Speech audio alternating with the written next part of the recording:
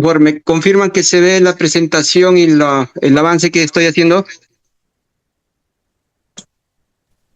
Sí, Sí, doctor, sí se ve, sí se aprecia. Bien, gracias.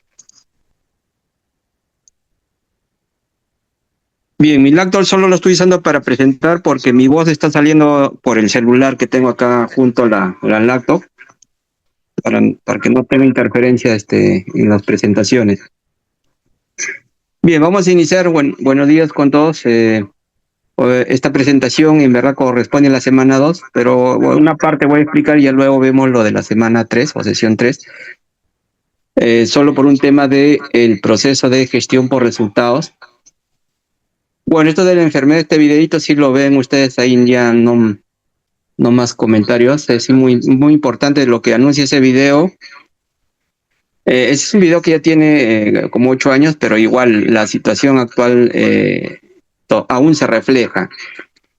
En resumen, ese video de qué trata, explica sobre cómo hacer planificación en una institución, pero una de las enfermedades de este proceso es que cuando se hace planificación, cada unidad orgánica, sea de línea de apoyo, siempre cree que la planificación es que el objetivo de esa unidad orgánica sea el objetivo del plan.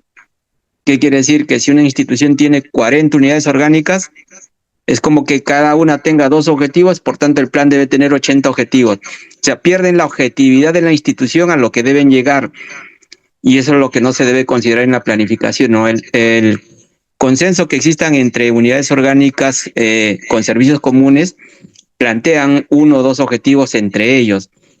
Porque un plan, si es en el nivel territorial, debería tener entre 8 o 10 objetivos. Un plan institucional debería tener entre 4 o 5 objetivos.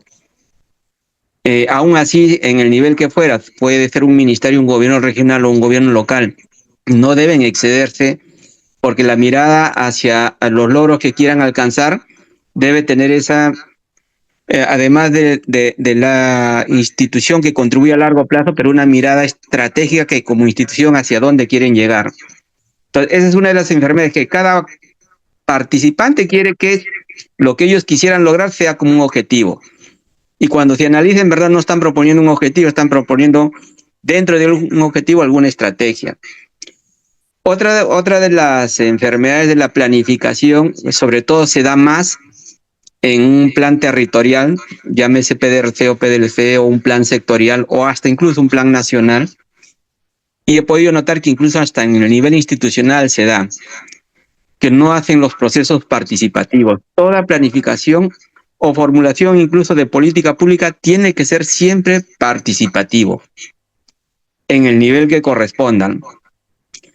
Si es en el nivel institucional, asegurar que participen todas las instituciones adscritas a ese pliego, las direcciones de líneas representadas posiblemente a través de su alta dirección. Lo digo representadas porque hay ministerios que sí, como direcciones de línea, podrían tener entre 30 o más. Tampoco es que por el hecho de ser participativo convoques a todos. Entonces, identificas a quienes podrían representar a toda esta agrupación de direcciones de línea, que puede ser un viceministerio, y entre ellos consensuan qué es lo que deben lograr. ¿Qué quiere decir? Que si un viceministerio, llámese ministerio cualquiera de los 19 que tenemos, internamente va a trabajar con sus direcciones de línea, no es que solo el viceministerio propone y se olvida de cada una de ellas. Igual, en un gobierno regional están las gerencias regionales. Y dentro, una de las más grandes, 2 más grandes, es la Gerencia Regional de Desarrollo Social y la Gerencia Regional de Desarrollo Económico. Debajo tienen direcciones generales.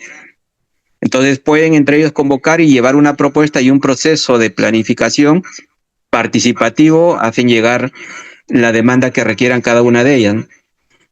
Entonces, es importante el proceso participativo. Ya fuera de lo institucional, en el territorial o sectorial, la participación tiene que ver con los otros actores, llámese el grupo empresarial o la parte privada, la sociedad civil y las instituciones representantes de las investigaciones, academias, universidades, centros de investigación. Entonces, en estos procesos mayor alcance, la participación ya es no solo gobierno, sino también lo no gubernamental. Y si es en un plan territorial, cuando hablamos de gobierno, ahí tienen que participar el gobierno nacional, regional y local. Igual, si es un plan territorial, pero en nivel local, igual tiene que participar el nacional, regional y local, porque cada uno de los desarrollos o mejoras del territorio, y el objetivo es lograr el desarrollo territorial, implica el accionar de cada uno de estos actores por el lado de gobierno, nacional, regional o local. Y además de los otros tres grandes actores, ¿no? La parte privada, academia y sociedad civil. Ahora, por el lado de la sociedad civil, nuestras normas, la Ley Orgánica de Gobierno Regional, la Ley Orgánica de Gobierno Local, incluso la Ley Base de Descentralización, hablan que los procesos, y estas normas han sido aprobadas en el 2000, antes de que exista ese plan incluso, que los procesos de planificación deben ser participativos. Y una de las formas de hacerlo participativo es que, además de un gobierno regional que tenga a los consejeros, estas normas indican que deben crearse consejos de coordinación regional para el lado de un plan a nivel departamental o consejo de coordinación local para los planes que van a llegar a un nivel provincial o distrital. Y eso está mencionado en la ley orgánica, tanto regional como la ley orgánica de municipalidades, que incluso menciona que la sociedad civil debe conformar este consejo de coordinación. Quien lo lidera es el gobernador, hablando de un consejo de coordinación regional, lo lidera el gobernador, lo integran los alcaldes provinciales, y de todos los integrantes, el 40% debe ser integrado por la sociedad civil. ¿Y cómo se define quiénes participan de la sociedad civil? El gobierno regional tiene que hacer todo un proceso de elección para elegir a los representantes. Primero lanza la convocatoria para que las agrupaciones de la sociedad civil se inscriban, estén registrados. Ahí ponen ciertas condiciones, son 2 años al menos de creación. Luego hacer un proceso electoral donde la comunidad va a elegir a quiénes son los representantes de estas organizaciones, y de ellos sale el porcentaje del 40%, que en general siempre son entre 4 a 5 elegidos que representan y a la vez integran el Consejo de Coordinación Regional. Similar sucede con el Consejo de Coordinación Local. Incluso la RENIEC ha emitido un documento de cómo se deben hacer estos procesos de elección para que la sociedad, siempre usamos el término sociedad civil representada, sociedad civil organizada. No es que en un proceso electoral de pronto alguien quiere inscribir a su agrupación, pero no ha pasado por los previos registros y condiciones para poder ser partícipe en el proceso electoral. Esa es otra de las debilidades, porque muchos de los planes, cuando se tiene que ser incluso territorial, si bien la responsabilidad, si me voy a un gobierno regional para hacer un plan de desarrollo regional concertado, toda la parte administrativa está a cargo del gobierno regional, pero ese plan no es del gobierno regional. Esto es un plan que está casi a un nivel, si lo comparamos a nivel país, es como si fuera a nivel estado, solo que recae administrativamente en el gobierno de turno, en este caso regional o local, de iniciar el proceso, de conformar el Consejo de Coordinación Local, de hacer todos los talleres, que todos los procesos sean participativos, que se logre el consenso y finalmente que se apruebe con ordenanza.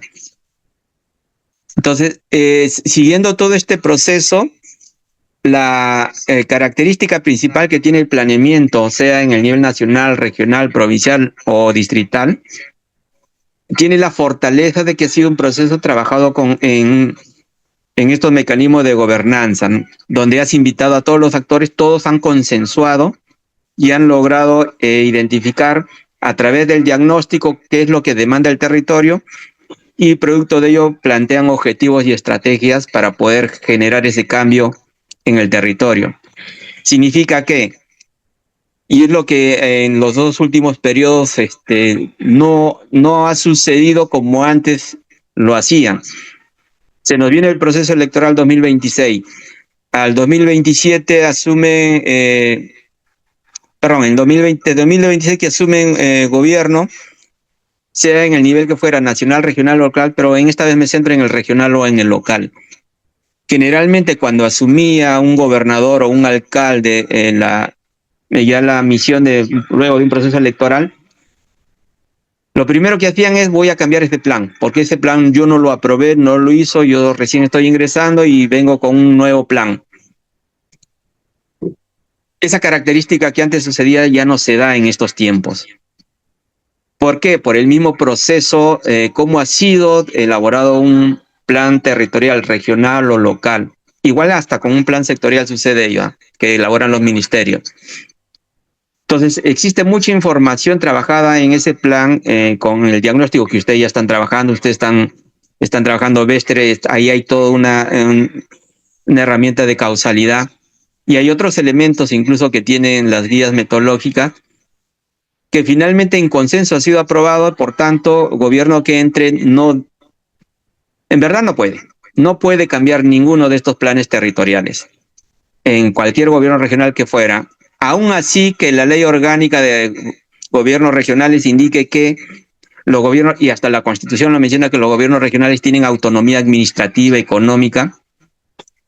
Aún así, los procesos de planificación se deben asegurar en el tiempo. Que puedan modificarlo, sí, pero tienen que demostrar qué es lo que van a cambiar, qué es en la parte del diagnóstico que no hayan identificado o qué es con las nuevas tendencias que que estén sucediendo y no estén contempladas. Por tanto, se requiere una actualización. Pero esa actualización generalmente, si es que cambia acá algo, será pues un 5 o menos de un 5% del contenido de ese instrumento. Y no te va a cambiar todas las etapas. En el ciclo de planeamiento estratégico se divide en 4 fases. La fase 1 es el diagnóstico, también llamado como conocimiento integral de la realidad, que es levantar toda la información y es como tomar la foto y decir, esta es la situación actual. La fase 2 es cómo es que nos vamos a ver en el futuro. Estamos hoy en el presente y estamos planificando por 10 años. ¿Cómo queremos vernos de aquí a 10 años?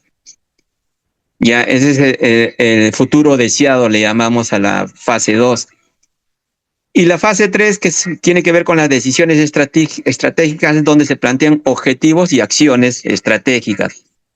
¿Cómo vamos a llegar a ese futuro? ¿Cómo lo vamos a hacer? En eso consiste la fase 3. Y la fase 4 ya es posterior. Primero elaboras la fase 1, 2, 3, apruebas el plan, luego ejecutas el plan y al pasar un año de ejecución viene la cuarta fase, la aplicación de la cuarta fase, seguimiento y evaluación al plan. ¿Ya? Entonces, cualquier institución, cuando tenga una nueva autoridad electa, esta, por el nivel político, por los ofrecimientos que haya hecho durante este proceso electoral hacia la población, bueno, tiene que mostrar con evidencia. Y ojo, no solo con evidencia, es para poder justificar por qué actualizar. Pero tiene que convocar nuevamente a los actores que hicieron que ese plan se apruebe en un gobierno anterior. Y estos mismos actores son los que han consensuado. Ellos, incluso, al momento de escuchar el sustento de por qué actualizar, podrían objetar y finalmente, si lo consideran, ya no participar. Y si no participan, ya no se actualiza el plan. Porque la actualización no es de la institución, de la autoridad política, y decir yo voy a cambiar todo eso. Tiene que consensuar. Y esos consensos se formalizan mediante acta, ¿no? Y ese consenso, ahí donde interviene, es el Consejo de Coordinación Local, quien va a validar si ese cambio corresponde, y si corresponde, también validan ese nuevo cambio. Ya luego pasa por el Consejo Regional o el Consejo Local, si habláramos de las municipalidades, también porque ellos formalmente son los que tienen responsabilidad sobre esa aprobación. Y vean que es una forma de cómo las mismas normas ya elaboradas, como vuelvo a indicar, ese plan existe después, pero solo instrumentaliza todo eso y guía todo el proceso de acuerdo a las normas existentes y a las metodologías que ha dado en el proceso de hacer estos planes. Entonces le damos sostenibilidad a lo que se haya planteado desde que se aprobó este plan para que en el tiempo se pueda lograr. Pero eso es solo como una mirada de planificación. Ahora como ejecución, si se cumple o no se cumple, eso, bueno, eso es parte del proceso. Ya, bueno, en forma resumida es lo que trata el video, ¿no? Otra enfermedad que tiene la planificación es que cuando planteas algo, solo se plantea pero no se valoriza. Y si planteas algo, ¿cuánto crees que se necesite para poder resolver aquello que estás planteando? Y es lo que le decía en una sesión anterior, si vas a, ¿para qué hacemos diagnóstico y pedimos datos? No solo es para poder identificar la problemática que tiene una población, sino que a través de esa información vas a priorizar. De tantas brechas, ¿por cuál empezamos? ¿Cuál en un determinado periodo? En un periodo de 3 años o de 5 años, el otro problema que tiene menos efecto en la población, posiblemente igual lo vamos atendiendo, pero en el tiempo le damos una prioridad en una segunda etapa. Ese es uno de los motivos de por qué hacer un diagnóstico, porque tenemos que identificar y a través de ello priorizar. Otro de los motivos de por qué necesitamos datos, porque al conocer yo una brecha, conozco la serie de datos. Cuando uso el término serie de datos, estoy mirando hacia atrás. Ese comportamiento de datos, ¿cómo ha sido 10 años atrás? Ha sido casi lineal, ha sido creciente, decreciente. ¿Con qué tasa? Crece con una tasa de 5 o 10%, y si crecer es malo, ¿cómo evitamos que en el tiempo ya no crezca cada 5%? Que crezca posiblemente sí, pero bajemos la tasa de crecimiento, no bajemos a 3%, 2%. Lo ideal es 0%, pero incluso eso ideal en un periodo de gobierno posiblemente no se cumpla. Entonces tenemos que hacer esa proyección de cuánto debemos evitar de que siga creciendo esa brecha, si crecer es malo hacia la población, ¿no? Entonces para eso necesitamos los datos. Ya luego, ahora con el proceso participativo, conociendo la información, los que participan son los que van a priorizar en qué nos enfocamos. Y cuando ya planteamos las estrategias, ahora, además de plantearnos metas, cómo nos queremos ver en el futuro, en los 10 años que pueda durar este plan, y ahora cómo nos financiamos. Cada año tenemos una asignación presupuestal que viene a través primero de la programación multianual del gasto, luego ya viene la formulación y ya tenemos un techo, pero a través del MEF nos dan un techo, pero no miran necesariamente, no miran nuestro plan. Entonces, con el techo presupuestal que recibimos, no alcanza para financiar todo lo que demanda el plan. Entonces, ya tenemos prioridades, porque eso se trabajó en el proceso participativo. Ahora, con lo limitado que es el presupuesto, ¿en qué nos enfocamos en ese gasto? Entonces, ahí importa una brecha. Voy a poner un número X. Una brecha de un 10% implica gastar 5 millones de soles. Pero nos han dado 3.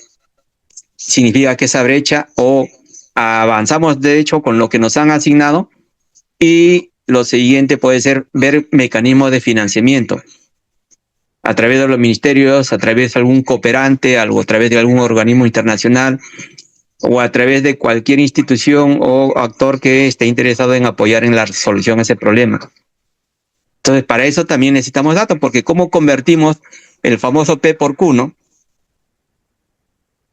Y ahí está la brecha. Entonces, con eso podemos estimar cuánto necesitamos o cuánto de lo que nos asigna podemos gastar para atender esa demanda poblacional.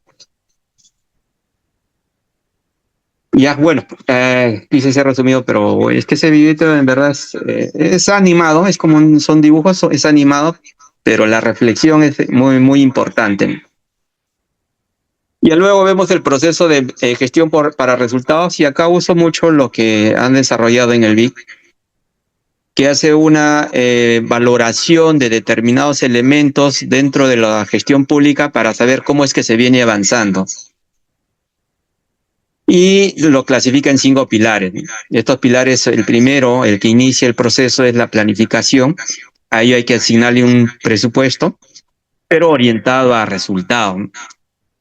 Hacer la gestión respectiva, tanto en gestión financiera, auditoría, adquisiciones, para gestionar los programas o proyectos, y que podamos nosotros gestionar en un proceso de monitoreo y evaluación para evaluar cómo van cada una de estas etapas, que nos deben orientar a generar ese cambio que está escrito desde la planificación.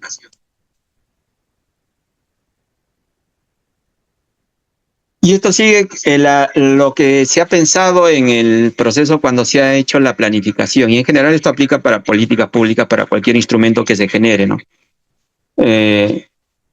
Lo primero que se hace, según el modelo del BIC, y es lo que ustedes han podido identificar en el trabajo colaborativo, es primero analizas una situación social X, en un momento X. Una vez que haces ese análisis, ese diagnóstico, te planteas objetivos y estos objetivos serán ejecutados por el nivel de gobierno que corresponda. Entonces, esto pasa por un proceso dentro de la planificación, cómo es que va a intervenir cada actor en esta implementación de este instrumento, cada uno con su propia responsabilidad, cómo está la situación fiscal en el país, y eso es lo que nos limita, en cierto modo, la asignación presupuestal. Recuerden que a través de estas proyecciones que se hace de ingreso, se estiman cómo es que se va a gastar, que esto está reflejado en el marco macroeconómico multianual. Entonces, todo lo que tienes tú como diseño de objetivos y estrategias lo vas a ejecutar a través de programas, productos, y para ello te asignan el presupuesto. Y recordando nuevamente a lo que comentaba con el video, el presupuesto es limitado respecto a lo que tú quieres resolver. ¿Por qué? Porque acá tú tienes una mirada más de largo plazo. Y acá tenemos una proyección por 3 años, pero con una asignación anual que le vas a ejecutar según lo que te hayan asignado. Y no solo por el tema de los programas que incluyen tu plan. También hay otros gastos que te están asignando y lo más notorio es los gastos fijos, ¿no? Gastos por mantenimiento, por operación. Entonces, en este proceso de asignación, de hecho, como institución se va a producir y acá hay un proceso el cual la institución tiene que hacer esta provisión de bienes y servicios a la población objetivo. Y dado que este modelo tiene ahí la situación social, que es esa población objetivo, es la población en general. Entonces, ¿cuánto de la población puedes atender con esta asignación presupuestal? Pero ¿cuál es tu brecha? La brecha está por acá. Entonces, ¿hasta cuánto alcanza esta provisión de servicios? Si lo vemos por cobertura, ¿podríamos coberturar toda la demanda? ¿Priorizamos una cobertura de demanda con población dispersa o población conglomerada que está en una zona más urbana? ¿O priorizamos poblaciones altamente vulnerables? ¿O usamos el presupuesto libremente y que se atienda lo que se pueda atender independientemente si reduces o no reduces brecha? Entonces, cada sector determina cómo es que va a asignar y va a atender a la población según también sus funciones, ¿no? Y dentro de este proceso productivo, bueno, la población va a tener que consumir el consumo de lo que el Estado provee, sea bienes o servicios. Y acá nosotros tenemos una reflexión en esta etapa, ¿no? En la provisión del servicio y la recepción y uso del servicio. Generalmente, y hasta ahora tenemos mucha estadística, mucha información de estos procesos productivos y lo que finalmente el Estado va a entregar. Pero por el hecho de producir, que eso de por sí es un gasto, aquello que produces como Estado, que incluso entregas a la población, dos cosas. Uno, ¿realmente eso lo consume la población? Eso poco se mide. Segundo, si lo consume la población, ¿está generando cambio? Cambio que significa mejora. Mi situación actual va a ser diferente de aquí a un periodo de tiempo. Y esa parte no se mide. Muchos nos enfocamos como Estado, como gobierno, en el nivel que fuera, más en la producción. Y hacemos alusión que hemos producido y hemos entregado, pero ¿cuál es la situación actual comparada con el año anterior o comparada con 5 años atrás? Sigue siendo lo mismo. Entonces, aquello que produces, ¿qué efecto está teniendo? ¿Y lo que produces es de calidad? ¿Cumple ciertos estándares de calidad? Por ejemplo, que produzcas oportunamente, Si no, miremos los hospitales, qué tan abastecidos están para poder el paciente comprar lo que el médico le indica. Si nos vamos a las zonas posiblemente agrícolas, ¿estás dando tecnificación a los agricultores? ¿Estás fortaleciendo la agricultura familiar? ¿O aquello que estás brindando realmente está dando mejores capacidades? O posiblemente no solo sea capacidades, también necesitan financiamiento. Entonces solo con capacidades no van a desarrollarse. Sin embargo, todo esto genera gasto y todo esto es ejecutar el presupuesto, los 240.000 millones o más, y cada año se incrementa. Pero ¿qué tanto realmente del presupuesto está generando cambio? O muy comúnmente llamado en términos que mucho se menciona calidad de gasto, ¿no? ¿Eso que estás gastando está generando cambios o no? ¿O solo se está gastando y gastando? Por tanto, si la población aprovecha esta provisión de bienes o servicios, debe generar impactos. Es claro que impactos favorables, esos efectos que la población va a cambiar, que genera valor público, pero va a cambiar su situación 1 y va a pasar a una situación 2. Entiéndase situación 2 mucho mejor a la situación 1. Y hoy implica hacer una rendición de cuentas, ¿no? Aquello que has hecho está generando o se ha generado en todos estos mecanismos, manteniendo las normas, respetando ciertas características, incluso en la misma población, respetando el ambiente, el medio ambiente y el entorno donde se desarrolla la población. Y si logramos que esta situación 2 en verdad sea mejor a la situación 1, nuevamente seguimos cada año, ¿no? Con el mismo ciclo, a fin de que lo que la planificación te diga en el mediano o largo plazo, aquellos cambios que se van a generar, en un siguiente ejercicio fiscal pasas a una situación 3 mejor a la 2 y es claro que mucho mejor a la 1. ¿Y qué pasa si la situación 2 es igual a la situación 1? O la tasa de variación en la 2 en la 1 es un 0.01. Entonces hemos hecho un proceso de gestión por resultados, en verdad sin resultados, orientado así a generar ese cambio, pero que no es notorio y que la población no percibe que en la gestión del gobierno, quien fuera, el nacional, regional o local, no está gestionando en favor de esta población. Y aquí es donde yo les mencioné que, por ejemplo, tenemos acá nosotros incluso sistemas administrativos que regulan, norman y orientan cómo trabajar ese sistema administrativo. En el caso de planificación, hace plan como ente rector. En los temas presupuestales, la dirección de presupuesto. Por acá es también, bueno, no, dado que este es un diagrama del IC, pero llevándolo a un tema más peruano. En tema de abastecimiento tenemos la Dirección General de Abastecimiento. Pero todo este proceso, y ojo, acá tienes entes rectores que están detrás tuyo viendo si has hecho bien tu plan, si tú con el seguimiento al presupuesto estás viendo si esto se está ejecutando o no. Pero esta parte de acá no tiene rector. Es lo que le hice una pregunta a ustedes, ¿no? ¿Quién controla la ejecución de un instrumento, de una política pública en general? Y les anticipaba, no es la Contraloría, no es control interno instalado en la institución, porque ellos ven determinados temas y que, bueno, por ello encuentran hallazgos, sale mucha difusión de corrupción o lo que fuera. Pero en sí, en el total de lo que se tenga que ejecutar, ¿quién vela por qué esto se dé? Es claro que ahí hay responsabilidad institucional desde el titular y la alta dirección, pero realmente ellos están monitoreando que aquello que produce su institución se produzca en términos de calidad y cobertura. La misma sociedad, doctor, y la misma población que tiene que también participar en el control y ver la ejecución que se está dando, porque como participación y como forma parte de la planificación, ellos también están y tienen que estar involucrados en todo ello. Sí, es correcto, es correcto. Y acá sí yo podría anticipar una debilidad posiblemente, aunque la norma no lo dice, ¿no? Pero desde la planificación orientar que, como usted bien ha dicho, que en la planificación, al ser participativo, alertar que este proceso participativo no termina cuando se apruebe el plan.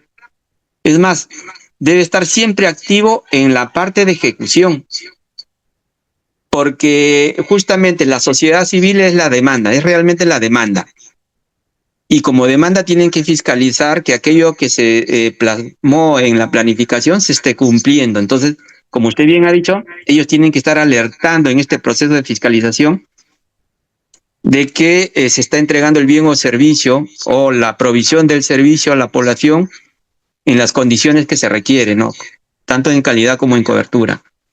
Pero ese es uno. Y dos, es que ahora sí, la parte gubernamental, nacional, regional o local, y con responsabilidad incluso del titular, escuchen esa queja o demanda de la población de algo que no se está atendiendo y que está dentro de la planificación. Entonces se tiene ahí dos roles, uno para hacer notar que aquello que se está ejecutando si va en el ritmo, si está a favor de la población o tiene ciertas pautas o retrocesos, ¿no? Y la reacción de la parte gubernamental.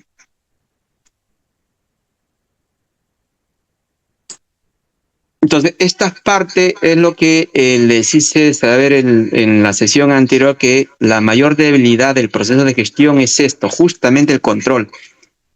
No pongo exactamente el seguimiento de evaluación acá, y ojo que ahorita mi función está más ligada al seguimiento de evaluación,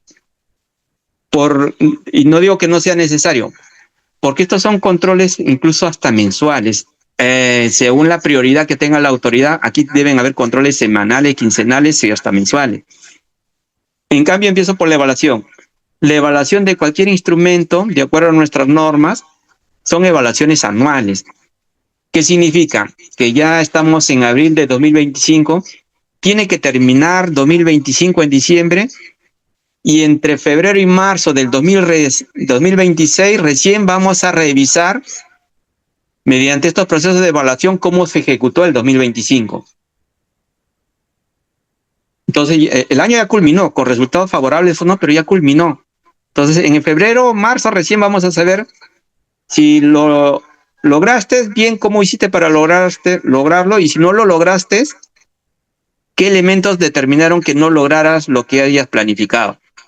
Pero eso va a servir como recomendación según el instrumento. Si es un PayPoint, posiblemente apoyaría a mejorar el 2026.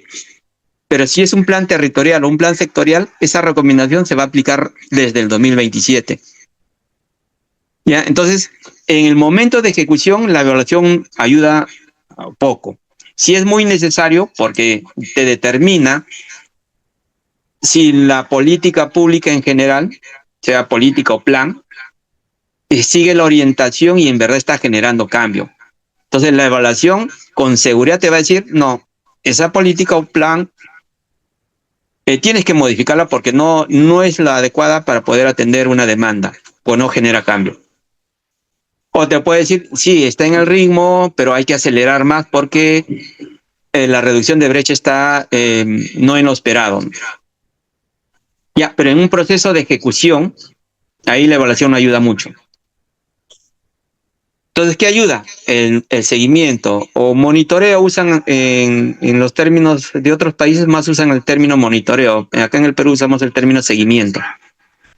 Entonces tienes que hacer seguimiento desde la parte operativa. Ahí hay un seguimiento mensual y analizar cómo va el cumplimiento de metas.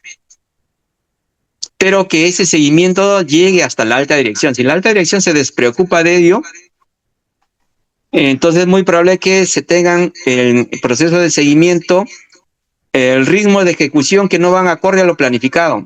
Y si no hay un interés de ver por qué eso sucede, entonces vamos a terminar el año, vamos a cerrar el año también con esas situaciones de no cambio, ¿no? De mantener siempre el mismo referente de línea base que hizo que hiciéramos el plan. ¿Ya? Entonces, acá sí necesitamos bastante compromiso, pero el compromiso ya no solo, yo diría, desde el titular y alta dirección, cada dirección de línea, cada jefatura que están en la clasificación de apoyo, velar por cumplir cada uno de sus actividades y metas que se hayan planteado, ¿no? Si eso se da en el Estado, entonces podríamos asegurar que se genera cambio. Pero si hay desinterés, no solo desde la alta dirección, sino hacia abajo, entonces va a suceder lo que siempre sucede.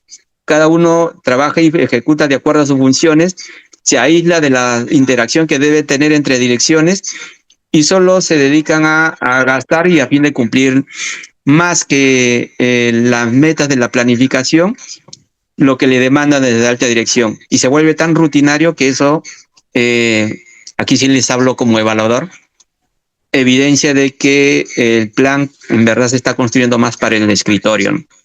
Para guardarlo en el estante y no para cumplir lo que se haya planteado. Aún así, siendo un instrumento trabajado en gobernanza, con múltiples actores. Entonces, nos falta como gestores públicos más formación acá, tener más claridad de que lo que ejercemos no solo lo veamos como un cumplimiento de un ROF, las funciones, sino de lograr resultados. Bueno, acá ya no voy a entrar al detalle porque estas son las formas. Este modelo de los pilares, lo que ha hecho el BIC es valorarlo y producto de esa valoración hace una comparación entre países. Y además de hacer la comparación entre países, hace una comparación en cuál de estos pilares se viene desarrollando más o mejor durante el tiempo, ¿no? Pero para valorar eso usa estas mediciones. Indicadores si la planificación es estratégica, es operativa y además es participativa. Ya, igual con el presupuesto por resultados, si esto está en base a programas, cuál es la perspectiva a mediano plazo. Entonces, todo esto aplica mediciones y llega a este cuadro. Entonces, aquí hay un comparativo de una medición que se hizo en el 2007 y en el 2013. En el 2007 lo que se tiene más avanzado es la gestión financiera. Ahí es donde más se ha fortalecido. Esta es una medición América Latina y el Caribe. Entonces, en gestión financiera más se desarrolló en el tema allá en el año 2007. Y lo que menos se tenía desarrollado está en presupuesto por resultados y el seguimiento de evaluación. Aplican una medición 6 años después, sigue liderando la gestión financiera, pues ya tiene un precedente, se fortalece más la planificación por resultado, se incrementa más el seguimiento de evaluación, pero aún así sigue siendo el que menos variación ha tenido. Ya en estos 7 años de medición significa que se ha mejorado tanto en la gestión financiera como en la planificación, pero esta etapa de velar de que se cumpla la ejecución de los instrumentos todavía sigue débil. Ya acá lo mismo, pero de manera gráfica. Y acá hay una medición que hizo la Contraloría pero esto es solo adaptado a Perú. Este gráfico es América Latina y el Caribe. La literatura está acá abajo, si ustedes quieren ahondar más, ahí está el enlace. Y acá lo hizo el equipo de la Contraloría, pero ahora solo Perú y con una medición de 2020. Entonces, acá en este proceso, nuevamente sigue liderando la gestión financiera, tiene un mayor crecimiento en la gestión de los programas o proyectos, tiene un mayor incremento y a su vez tiene un mayor incremento el seguimiento de evaluación.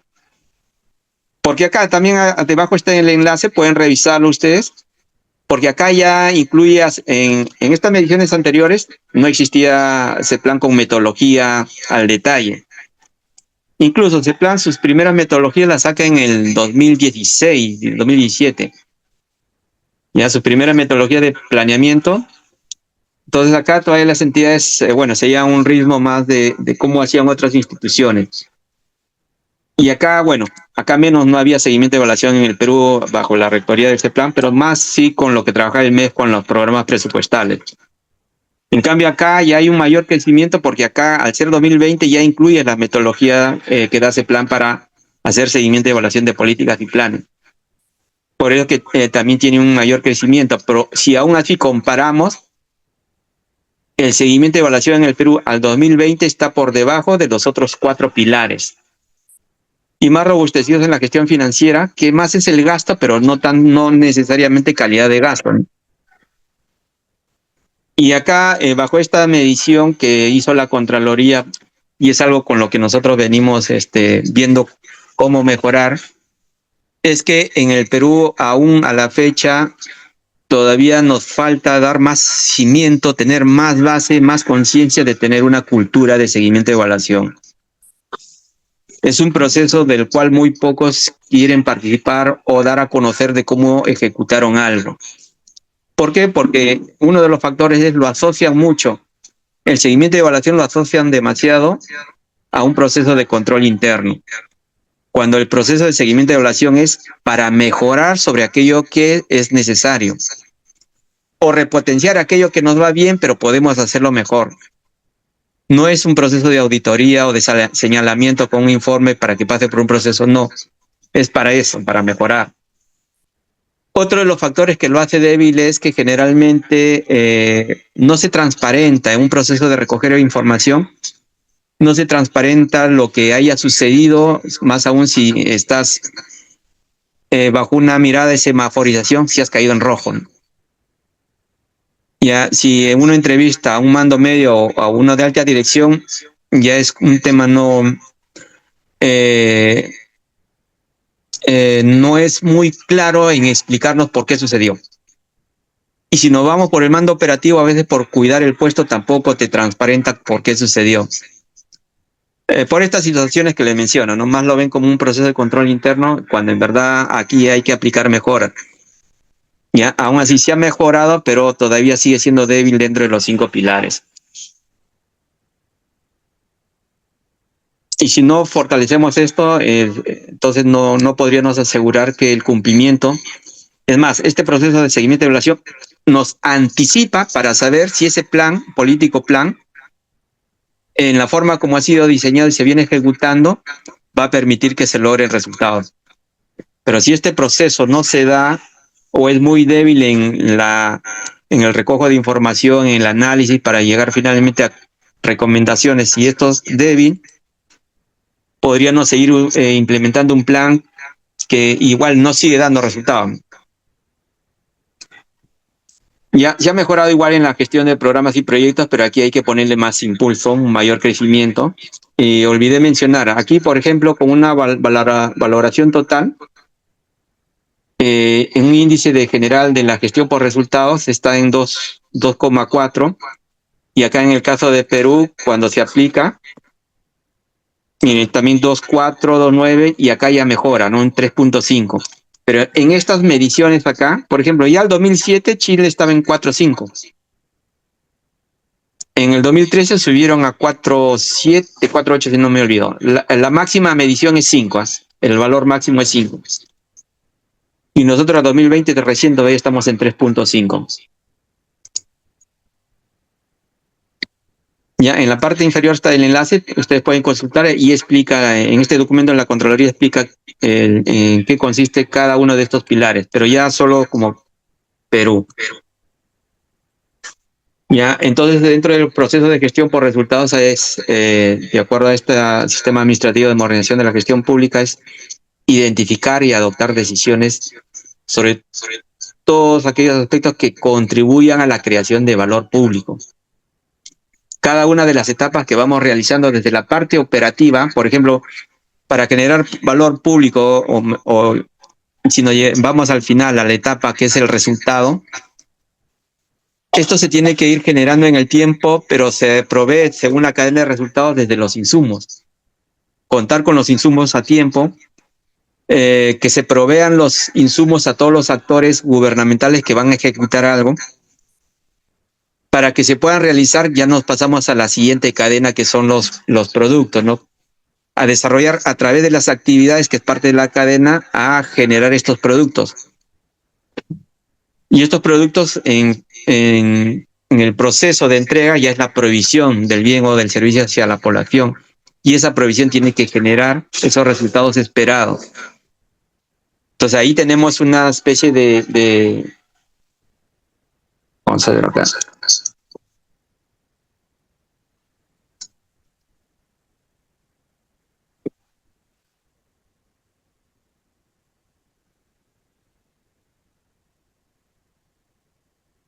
De acuerdo a la cadena de resultados tenemos los insumos. Después de los insumos hay que desarrollar las actividades. Aquí están los diversos insumos, bienes, servicios, personal, todo lo que se requiere para desarrollar la actividad, y el conjunto de actividades te va a generar el producto. Y por la entrega o provisión de los bienes o servicios, la entrega del producto a la población nos tiene que dar resultados. Y si nos van dando resultados favorables, esto tiene que generar impacto, ¿no? Un cambio incluso debe llevarnos a cambios estructurales en la población, a mejora de las condiciones de vida de la población. Pero acá tenemos un espacio para reflexionar, y esto lo venía mencionando al inicio. Acá nosotros estamos encontrando una especie de barrera. Porque, ¿qué significa acá? Provees y acá está la población. Ya, resultados es lo que la población disfruta de lo que consume. Provees a la población. Entonces, ¿qué tanto de lo que provees? Uno, ya les dije, lo consume la población. Dos, sí, si la población lo consume. Pero medimos esto, que la población consuma, y si el consumo le genera cambio, muy poco medimos esto. Como institución pública más nos encargamos de decir, ya entregué el material educativo, ya compré las medicinas, ya construimos pistas, carreteras, ya mejoramos las zonas turísticas, pero aquello que esto provees, ¿está beneficiando a la población? ¿O estás entregándole las condiciones mínimas que requiere la población para aprovecharlo? Entonces, muy poco estamos mirando a la demanda, por acá yo le llamo la demanda, o sea, las necesidades de la población, y muchos nos enfocamos en la oferta. No digo que no sea necesaria, sí es necesario, pero esta oferta tiene que ser en condiciones de satisfacer esa demanda de la población, no en condiciones de solamente decir, ya produje y te entrego.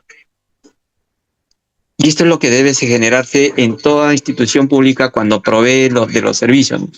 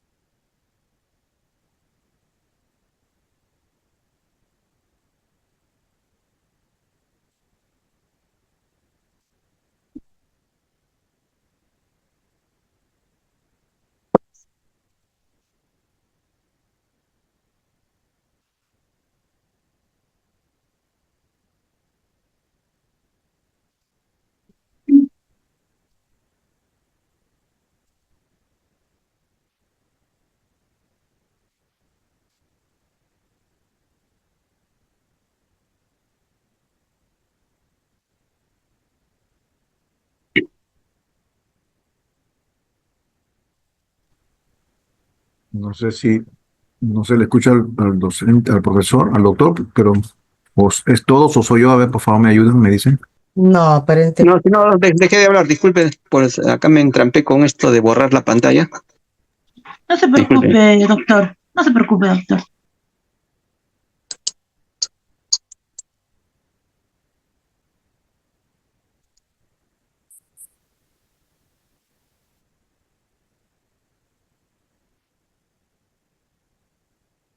Bien. Bueno, este modelo ya no se aplica porque esto era con la política de modernización al 2021, culminó su vigencia y salió un nuevo modelo. Actualmente tenemos la Política Nacional de Modernización de Gestión Pública al 2030, siguiendo el modelo de cómo se elabora una política nacional. Y ese modelo elaborado por el CEPLAN, ¿no? Es una metodología que contempla estas 4 fases que les mencioné: el análisis situacional, el futuro deseado, la decisión estratégica y el seguimiento de evaluación. Siguiendo ese modelo, claro que tiene todo un desarrollo metodológico. Luego le voy a mostrar algunas guías, pero no voy a entrar a explicarle cada guía. El curso no da para ese espacio, pero al menos para que sepan qué instrumentos existen. Entonces, esta política nacional de modernización lo que busca es el beneficio de la población, por eso está como eje central la población. No recuerdo si les mencioné el primer día que estuvimos en CEPAL discutiendo. En consenso, los países determinaron que Las políticas públicas no deben tener como eje a las instituciones públicas. O sea, si es un necesario, es un medio para llegar a algo. El eje central debe ser la población. Y sobre ello es que se debe actuar. ¿Y por qué lo mencionaban? Porque cuando pones como eje central a la institución, cada quien se mira a sí mismo. Y más aún, las políticas nacionales tienen una característica de ser multisectorial. Son pocas las que son sectoriales, que pueden ser un 4% del todo. Tiene una característica multisectorial. Por tanto, implica el trabajo multiactor. Cuando haces participar a otros actores no gubernamentales, tiene un espacio de ser intergubernamental, nacional, regional, local. Tiene el espacio de ser interinstitucional, porque dentro de un ministerio o dentro de un gobierno regional hacia abajo tienen instituciones adscritas. Y no solo las adscritas dentro de ellos, sino que entre un ministerio y otro tienen que interactuar. Entonces, ahí es donde dicen, no, las instituciones no deben ser el eje central, pero sí el medio para que entre ellas puedan coordinar y mejorar ese aspecto que demanda la población, ¿no? Esas condiciones más aún que son necesidades. Y teniendo como eje central a las personas, entonces ahí puedes diseñar políticas públicas con regulaciones, las cuales van a plantear estrategias para a través de su ejecución, empieces a generar esos beneficios a la población. Y esas intervenciones, como bien lo indica acá, es esa provisión que demanda la población. Pero esa provisión debe estar orientada hacia la calidad del servicio y hacia la cobertura. Ya les mencioné en sesión anterior que la cobertura también casi es un sinónimo de incremento presupuestal para poder llegar a reducir esa brecha. Pero aún así se debe dar ese esfuerzo, ¿no? Y muy importante en la gestión, que justamente la característica principal de esta política, si bien mira todo este entorno, es la gestión interna que se haga entre las instituciones, que es la parte débil, la parte que muy poco control se tiene, ¿no? Si tuviéramos instituciones fortalecidas y cada una de ellas enfocadas en ese fin que es la población, yo les aseguro que podríamos reducir esas brechas de que tanto usamos en los diagnósticos y tras diagnóstico y que nos reflejan casi lo mismo. Y al centrarnos en la población, miramos esos resultados, no nos miramos como institución. A veces el actor político más se mira a sí mismo diciendo, he logrado, hemos avanzado. Pero lo que nos importa es esto. Este punto central de todo este modelo. ¿Qué tanto estamos asegurando que la población en verdad está satisfecha con lo que se le provee a través de las instituciones públicas? Y aquí menciono una característica que en Perú no lo estamos haciendo, de la cual yo sí soy responsable, pero no, hasta ahora no lo he podido lograr. Lo está haciendo Chile, lo está haciendo Costa Rica, pero ahorita el más fortalecido es Chile, incluso Colombia, para saber si los resultados son favorables o no. Ya no solo usar los indicadores típicos que se recogen a través del INEI o de los mismos ministerios, sino es hacer encuestas y preguntarle a la población. Aquello que te está proveyendo el Estado, que es a través de su gestión interna. ¿Estás satisfecho con aquello que te provee? Y bueno, hacer toda una encuesta, ¿no? Toda una serie de preguntas. Más allá de las preguntas que haga el INEI a través de sus encuestas con el NAGO o el ENDES, sino enfocado en la política pública. Entonces, bajo esa perfección de la población es que podríamos tener mayor seguridad de que el accionar del Estado está generando o no está. Todo este es el accionar del Estado, ¿no? Desde que instrumentalizas todo, perdón, estoy dibujando acá, dándole la vuelta, y a generar resultados, pero no mirar los resultados bajo aquello que yo acostumbro a medir, porque no necesariamente mide la satisfacción de la población, sino complementar con lo que la población tenga como perfección. Y a través de ellas tomar medidas. Y dije Chile está más avanzado porque además de preguntar a la población, algo muy importante que eso sí no se hace acá en el Perú. Una vez que recogen la información de la población, sale su proceso de evaluación, pero lo importante que ellos han logrado, aquí han hecho la evaluación, han hecho encuesta a la población, es que eso es un gatillador para asignar el presupuesto a las intervenciones que se hayan identificado que están siendo débiles. Es un gatillador. Y es algo acá que en el Perú ustedes posiblemente por vivencia como servidores en la institución donde están, por mucho político plan que se pueda desarrollar, el presupuesto nos asignan sin que quien asigna el presupuesto, llámese MEF, diga que eso es para implementar en ciertas intervenciones que tiene tu político plan. Acá en el Perú no hay eso, salvo los programas presupuestales, pero eso ya tienen su propio diseño y que lo hace el mismo MEF, ¿no? Pero viendo todos estos instrumentos que se generan en el Estado, no tienen esa característica. Y menos que el presupuesto se reasigne basado en un proceso de evaluación. En Chile esto lo han venido aplicando y justamente cuando estuvimos en la sesión están creando una institución que ya incorpore todos estos procesos que han venido trabajando los demás ministerios, pero una institución que ya tenga un mejor manejo de todo ello y ya tenga una mirada de identificar producto de las evaluaciones que hacen diversas instituciones, la coordinación directamente con su viceministerio de Hacienda para asignar el presupuesto, ya no viendo de manera individual por cada institución, sino por todas las que han identificado que parte de su mejora es un presupuesto adicional.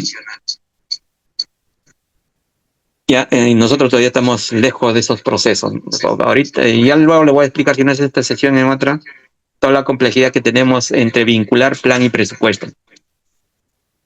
Ya, pero a esto se orienta la nueva política de modernización de la gestión pública, ¿no? El eje central es la población. A comparación de este modelo, más nos fijamos en pilares, diseño de políticas, presupuesto por resultados, los más procesos administrativos, meritocráticos. No quiere decir que todo esto ya no se hace. Sí se hace, pero ya no está como una mirada, como un eje central. Ahora el eje central está la persona, la población y los instrumentos que se generan.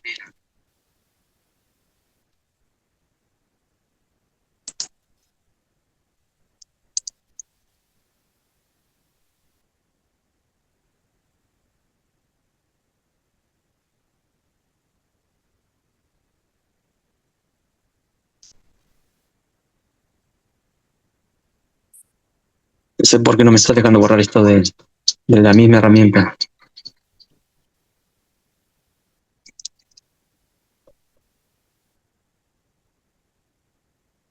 Bien, dejo esta parte.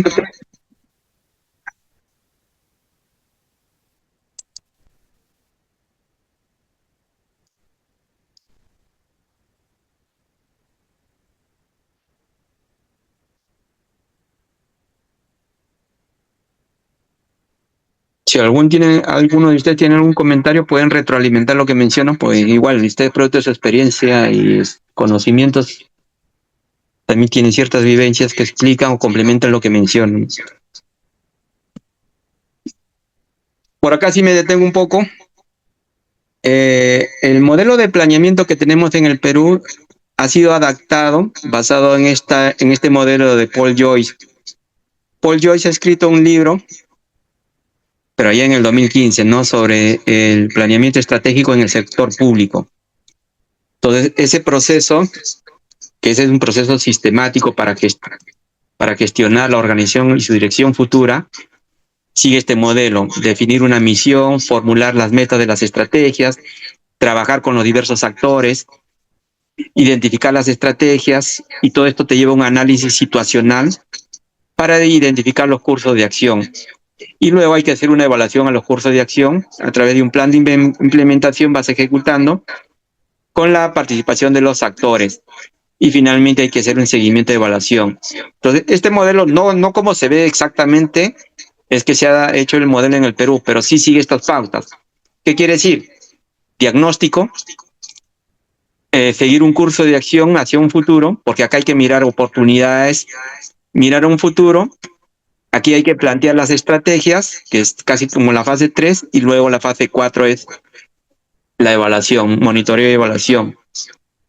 Entonces, basado en esa teoría de Paul Joyce, aquí ya hablamos ya más interiorizado como país, como Perú es, que es el planeamiento estratégico.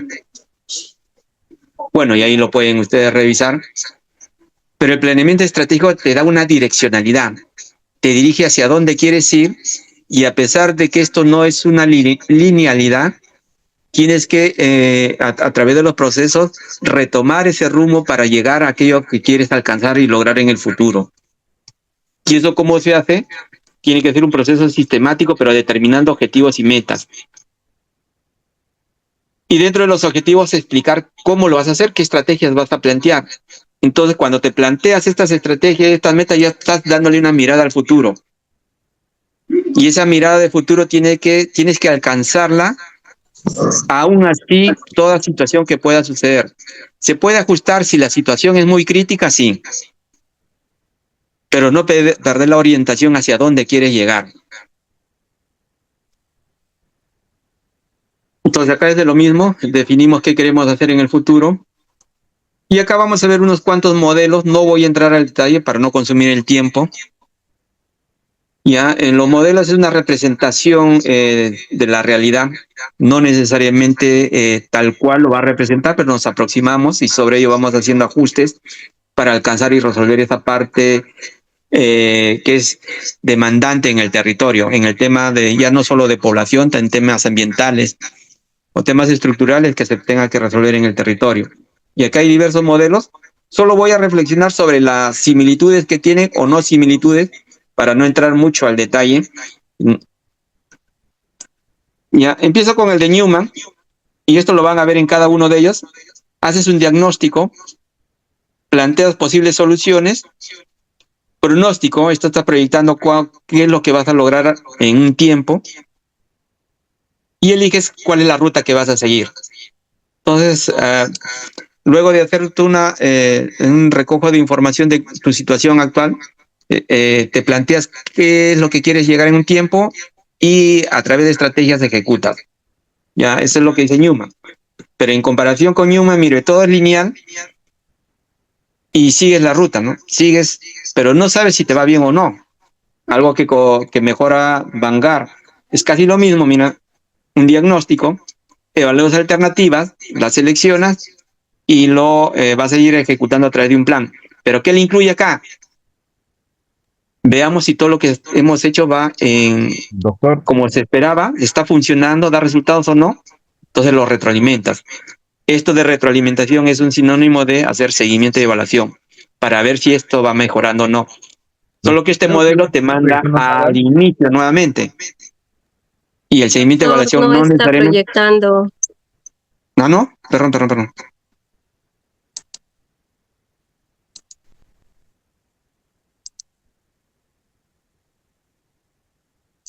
Ya, bueno, repito, disculpe, gracias por avisar. Ya, estaba hablando de estos modelos, que es una representación de la realidad, y el modelo de Newman, que hace un diagnóstico, plantea alternativas, se proyecta al futuro, cómo es que lo que quieres lograr en el futuro, y sigues un camino a ejecutar para resolver este problema que hayas identificado. Vanguard dice, es casi lo mismo, pero escrito de forma diferente, pero es casi lo mismo, diagnóstico, evalúas alternativas, eliges la alternativa y generas tu plan para ir ejecutando y resolver ese problema. Pero acá le agrega una retroalimentación, que es el seguimiento y evaluación. Ya, solo que este modelo te regresa al inicio.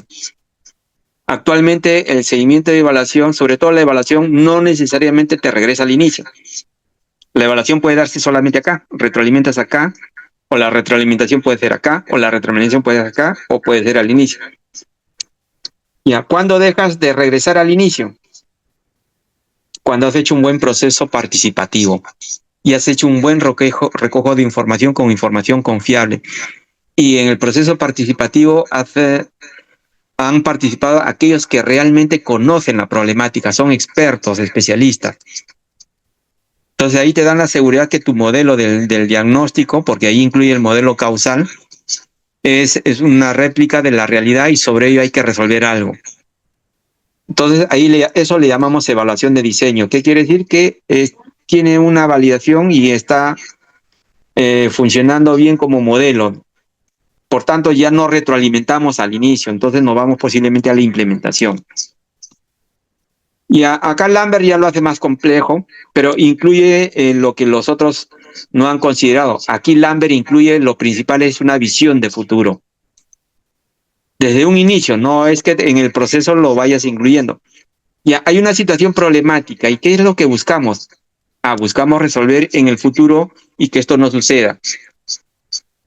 A ello hay que reducir, hay que incorporar la misión de la institución, plantearse objetivos, alternativas, las estrategias y aquellas acciones tácticas para poder implementar y alcancemos esa situación de futuro. Ya Colón y Rodríguez también es algo similar, pero lo subdividen en la fase estratégica y la parte táctica. Y nuevamente, ¿no? Partimos de un diagnóstico, de una situación problemática, donde nos planteamos los escenarios, objetivos, estrategias, una serie de carteras de acciones que hay que evaluar si estas se vienen desempeñando bien en su ejecución, y pasan por un proceso de asignación presupuestal, se ejecuta y debe llevar resultados. Y estos resultados, que es un proceso de aprendizaje, nos debe llevar a saber si este diagnóstico que hicimos al inicio ha mejorado o no.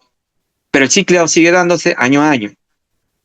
Entonces vamos ejecutando y la situación 2 es que sea siempre mejor, ¿no? Entonces aquí ya se centra más en la parte táctica porque todo esto ha sido diseño. Todo esto está escrito en el plan. Esto ya no cambia. O puede ser según el contexto. Pero lo que vamos a ir ejecutando es acá, ¿no? Entonces aquí ya va mejorando el modelo.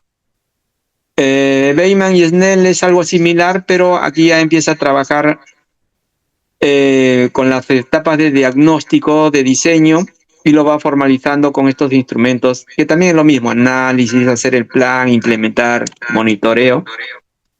El BIC también saca su propio modelo, el consenso estratégico. Siempre en la parte del diagnóstico está el mayor trabajo de los procesos participativos. No quiere decir que no participan en todos, pero el mayor proceso es acá, porque aquí está el levantamiento de la información.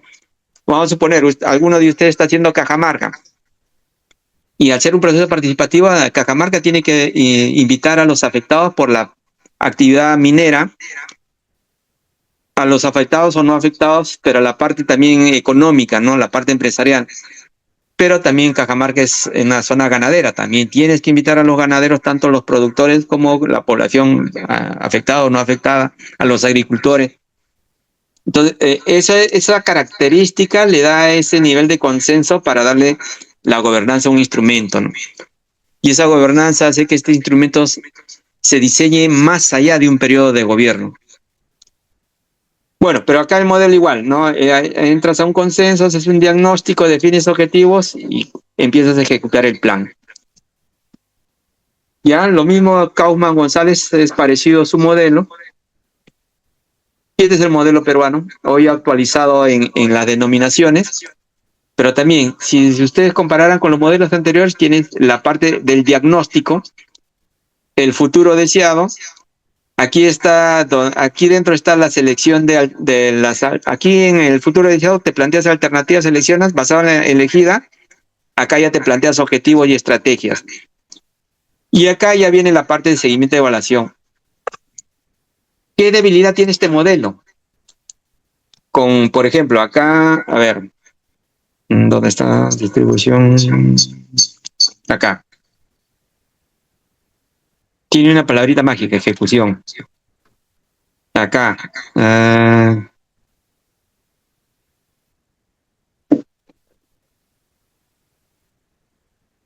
Está acá, que es como implementación o evaluación o ejecución, perdón. Acá sí lo dice expresamente, implementación. Acá también habla de ejecución en todo el modelo. Y no sigo porque lo demás también es similar. Pero acá en el caso del modelo peruano, y acá yo diría más es por el CEPLAN, porque el CEPLAN, su rectoría solamente es hacer planes y luego hacer seguimiento y evaluación. Pero acá no contempla esta parte que yo le agregaría como una fase más, ¿no? O sea, el modelo peruano son 4 fases: fase 1, fase 2, fase 3 y fase 4. Voy a ponerlo por acá. Este es fase 1, fase 2, fase 3 y fase 4. A este modelo le falta la parte de ejecución. No dice, es claro que quien diseña el plan principal es el principal actor del lado gubernamental de quien va a ejecutar, ¿no? Quien hace un plan sectorial, el ministerio que lo hizo es el ejecutor. Quien hace un plan de desarrollo regional concertado, el principal ejecutor es el gobierno regional. Un plan de desarrollo local concertado, el principal ejecutor es el local. Pero si este modelo tuviera una fase más, que sería la ejecución o implementación del plan, debería dar pautas hasta acá de cómo es que se debe implementar, cómo es que se debe tomar en cuenta el objetivo y la acción, quién debe ser a qué, en qué momento, y dar todas las pautas de cómo ejecutar el instrumento. ¿Qué quiere decir? Que dado que acá este modelo no da esas pautas, cada quien ejecuta de acuerdo a sus normas y de acuerdo a lo que considera que se debe implementar, incluso con la decisión política que tenga su autoridad sobre priorizar qué debe ejecutar. ¿Ya? Esto es lo que yo le llamo una debilidad en este modelo. Y puedo anticiparles que esto no se incluye porque ese plan no ejerce rectoría en esto. Digamos, el plan no va a estar detrás de cada ministerio diciendo no has hecho esto, si has hecho esto, has ejecutado en el tiempo que tocaba ejecutar. Y esta es la parte que yo les digo, la parte débil que tenemos en la gestión pública. ¿Quién controla esto? Todo está solo encaminado en la gestión del titular de la institución. Ya, pero viéndolo académicamente, esto sí necesita una fase más acá, ¿no? De que debe al menos dar las pautas. Ya, pero eso no lo tenemos en el modelo actual, ¿no?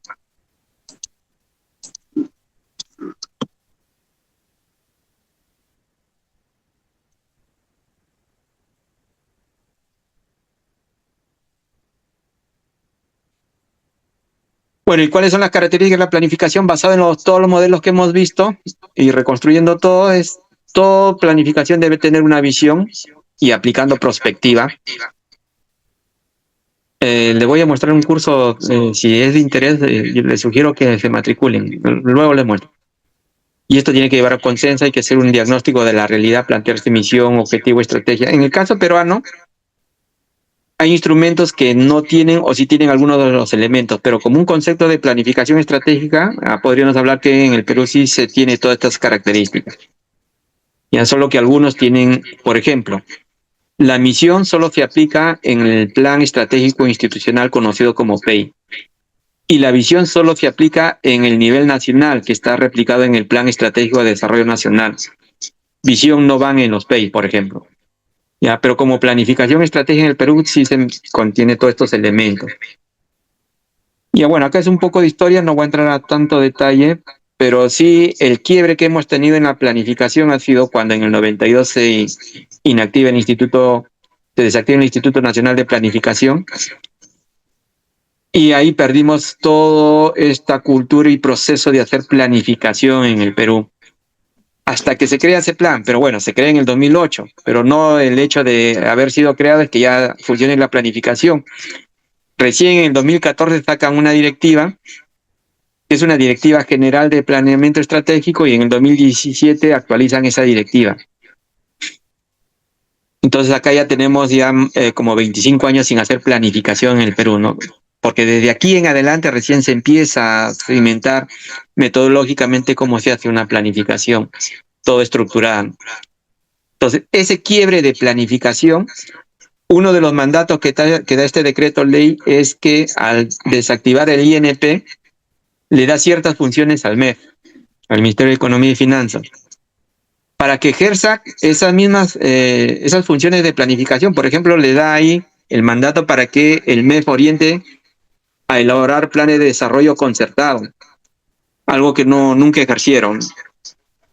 Y lo que sí ejercieron, porque este es un instrumento de la planificación, solo que ahorita, dado que se instaló en el Perú, se ve como más como MEF. Lo que sí logró el MEF es incorporar el presupuesto por resultado, que es una herramienta de la planificación. Antes de desactivar el INP, también el tema de inversiones estaba a cargo del INP, y esa función también se la dan al MEF. Entonces el MEF usa otra herramienta de la planificación, que es el marco lógico, lo usa en las inversiones. Y bueno, ya después han ido generando otras herramientas, ¿no? Ya, por ejemplo, en Colombia, el Departamento Nacional de Planeación ve todo lo que es inversiones. Igual sucede en Costa Rica. ¿Por qué? Porque el concepto de las inversiones nació bajo una mirada de planificación, pero en el Perú por estos hechos es que se pierden y solo al momento de volver a crear ese plan ya no le incorporan los temas de inversiones y tampoco las herramientas de presupuesto por resultado, ¿no? Entonces, esos ya quedaron como herramientas del mes. Y a partir de ahí ya empiezan a crearse las herramientas que como mandato sí lo tenía antes el INP, le dieron al mes, pero como no se creció, ahí recién. Entonces, ¿qué se ha ido generando en estos 25 años? Más una cultura del corto plazo, no más una cultura del pensamiento presupuestal. Entonces, cuando surge el 2017 a generar ese cambio, que el sector público tenga una mirada de planificación, aún sigue costando, pero ya han mejorado bastante, eso sí. Pero al inicio de 2017 más el pensamiento era presupuestal. Se le hablaba de hacer planificación a largo plazo, de generar estas mejoras poblacionales en el tiempo. Y siempre la respuesta, pero solo tengo tanto de presupuesto, ¿qué hago con este presupuesto? Y no siempre había una mirada que ya les mencioné, mirar la demanda en la planificación con una mirada más de valorización, siempre eso va a superar al presupuesto, pero usas mecanismos de priorización en consenso con los diversos actores. Entonces costó y todavía cuesta, pero aún desde ese tiempo costó mucho generar esa forma de pensar en el largo plazo, ¿no? Pero aún así se sigue trabajando con las instituciones para que estén enfocadas en el mediano largo plazo, ¿no?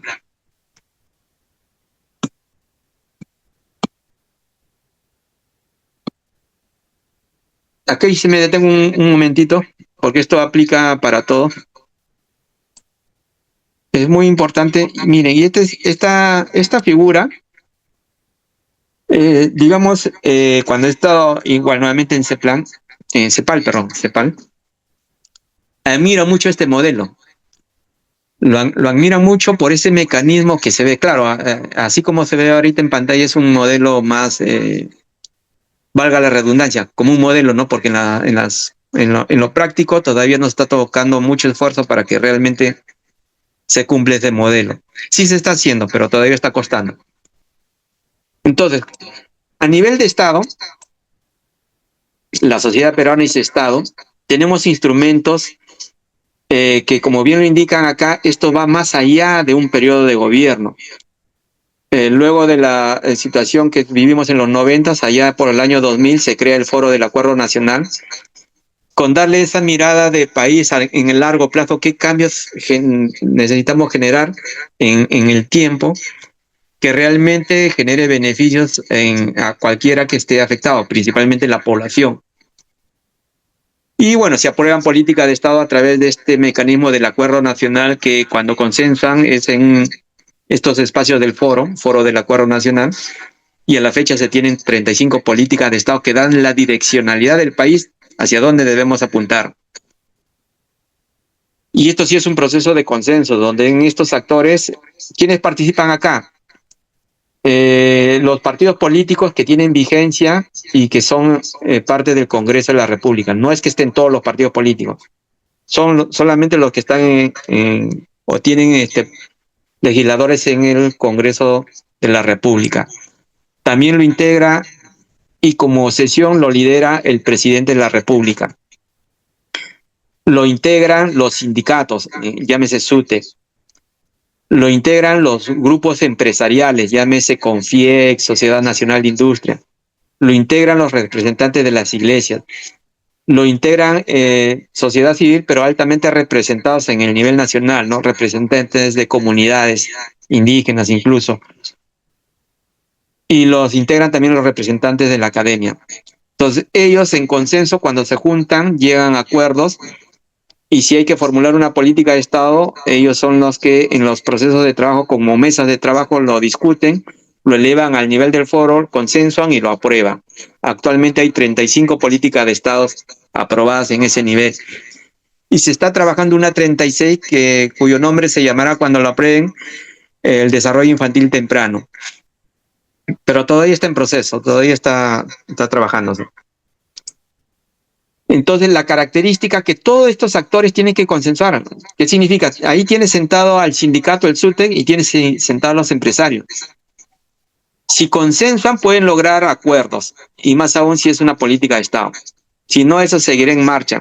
Si alguien no está de acuerdo o se retira, no quiere ser parte del consenso, o la discusión se detiene y ya no se avanza, y bueno, y en el tiempo finalmente ya no se vuelve a tratar el tema, o ven una forma de cómo es que quien se opone lo haga pensando en el país, no en su situación única como actor participante en estos foros, ¿no? Porque si alguien se opone, sí, no se avanza. Yo he tenido la oportunidad de trabajar en mesas de trabajo y justo en tiempo de pandemia, ver qué mecanismos usar para mejorar esta situación que venía generando muchos fallecidos en nuestro territorio. Y en la mesa donde estuve se veía la parte de la salud, incluso justo lo que afectaba, pero más lo social, salud, educación. Y un representante más buscaba mayores ingresos porque la pandemia era un problema de salud y de economía. Pero con toda la problemática que existía, esta agrupación pedía incremento del salario de los trabajadores en general. Y la economía no daba para esos momentos. O sea, más se discutía, sí, había que hacer una reactivación económica, mejorar, tener más incremento en el espacio laboral, mayor número, pero la afectación de salud también era crítica. Entonces, en mayoría se dijo, sí, hablemos de incremento salarial, pero no en este espacio. Sí en este espacio, pero no en este momento. No estamos en discusión de ello. Bueno, se retiró el señor y dijo, ¿sabes qué? Dado que no hay acuerdo, me retiro. Y todas estas mesas de trabajo, pues se trabó una mesa de trabajo para temas económicos, otra para temas sociales. No se llegó a nada. Entonces, un pronunciamiento a nivel de Estado no salió, salvo un pronunciamiento más como hambre cero, justamente por no llegar en consenso, ¿no? Y lastimosamente cuando en estos espacios ingresan mucho los intereses personales, sin entrar con un espacio de negociación, de consenso, debilita todos estos procesos. Bueno, luego se ha construido la visión del país. Actualmente tenemos una visión del Perú al 2050. Es una visión que se ha construido casi entre 2 a 3 años. ¿Por qué? Porque esta visión recoge toda la demanda del país. Se hicieron diversos, desde el 2017, se hicieron antes de la pandemia, se hicieron talleres presenciales en cada gobierno regional donde se hizo participativo a diversos actores, pero que residen en cada espacio departamental. Y luego de hacer un proceso de recojo de información, no solo presenciales, también se hicieron encuestas. El proceso de recoger y proponer una visión de Perú se llevó al foro del Acuerdo Nacional. Entonces, todo ese recojo de información se discutió en el Acuerdo Nacional y fue, y será, si las leyes no lo cambian, el Acuerdo Nacional la única instancia que apruebe la visión del país. Entonces, ellos aprobaron la visión del país al 2050. Pero el proceso de elaborar la visión sí recae en la responsabilidad de la PCM a través del CEPLAN. Hacen todos los talleres, todas las invitaciones a los diversos actores para recoger la información, se construye la visión y el foro lo aprueba y lo aprobó. Se aprobó en abril del 2019. En abril de 2019 se aprobó. Entonces, cuando ya un país tiene su visión, ahora puede construir su plan estratégico de desarrollo nacional. ¿Pero por qué se inició en el 2017? Porque antes, en junio del 2011, se aprobó el Plan Estratégico de Desarrollo Nacional al 2021, conocido como Plan Bicentenario. Y ese plan tenía vigencia al 2021. Entonces, sabiendo que ya ese plan tenía una fecha de caducidad, 2021, había que construir un nuevo plan para que lo empalme. No es que termine un plan y recién voy a construir otro. No, esto tiene que empalmar, o sea, debe continuar porque a través de ello está lo que se requiere resolver en el país. Entonces, con esa previsión y sabiendo que elaborar un plan desde una visión puede tomar como 5 años, se inició la construcción de la visión en el 2017, se aprobó en el 2019 y a partir del 2019, ya con la pandemia que se nos vino, se trabajó el Plan Nacional al 2050. Su primera versión se aprobó en el 2022 y su siguiente versión mejorada en el 2023. Y actualmente contamos con el Plan Estratégico de Desarrollo Nacional al 2050. Esta visión se construyó, miren, en 2017, en ese tiempo estaba el gobierno de Kuczynski, Vizcarra, luego por Francisco Sagasti, y acá quien lo aprueba en su primera versión es Castillo y en su segunda versión es Boluarte. Pero como son instrumentos de Estado, aquí no hay influencia, independientemente de quien lo haya aprobado, no hay influencia del gobierno de turno. Sí le corresponde al gobierno de turno aprobar, porque aquí así lo tiene como mandato en las normas. Pero no es un plan, alguien podría decir, bueno, es un plan de 2022, lo aprobó Castillo, por tanto eso no vale. Porque no es un instrumento que refleja las prioridades de gobierno, sino las necesidades poblacionales reflejadas de la visión y aprobadas en consenso.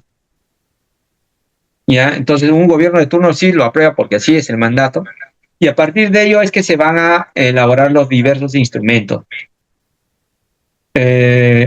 Por el lado que está en fondo rojo son las políticas, se van construyendo las políticas nacionales, se deben construir las regionales, la política local, provincial, local, distrital y la política institucional, y por el lado derecho se construyen los planes, todos basados en un plan nacional.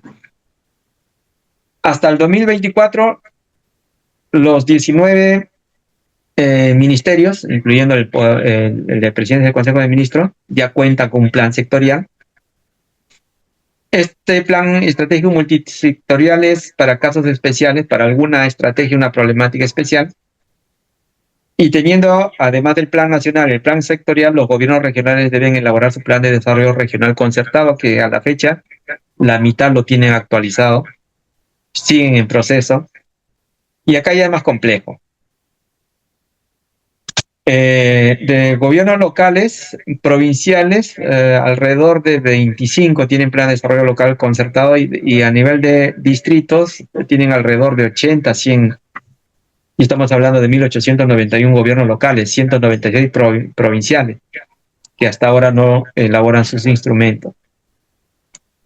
Ya, uno de los motivos es porque, bueno, no hay interés de la autoridad política, a pesar que hay normas, a pesar que hay un rector que dice que deben elaborar sus planes.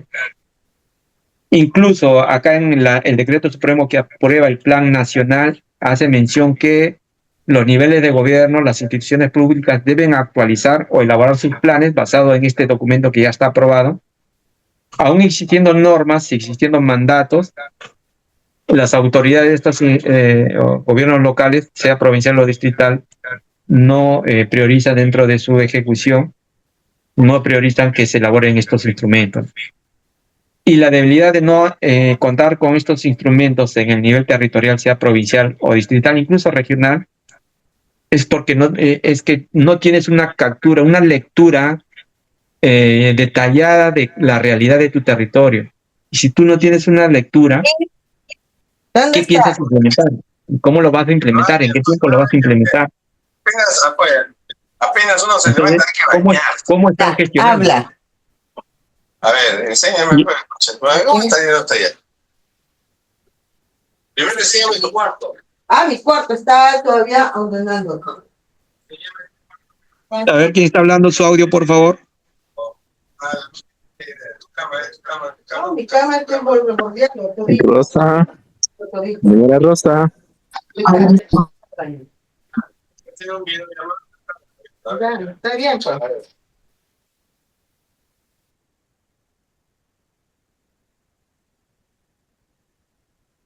Bien, entonces sigo acá.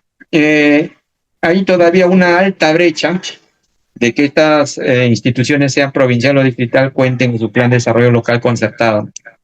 Porque basado en ese plan, ahora tienen que elaborar su plan estratégico institucional y su plan operativo institucional.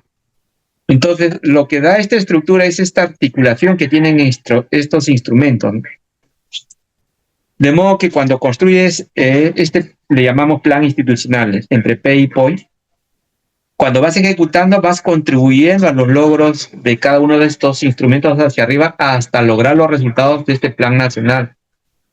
Porque mirando al revés, primero miro la articulación de los instrumentos desde el Estado hasta los de gobierno, siempre se alinean de arriba hacia abajo.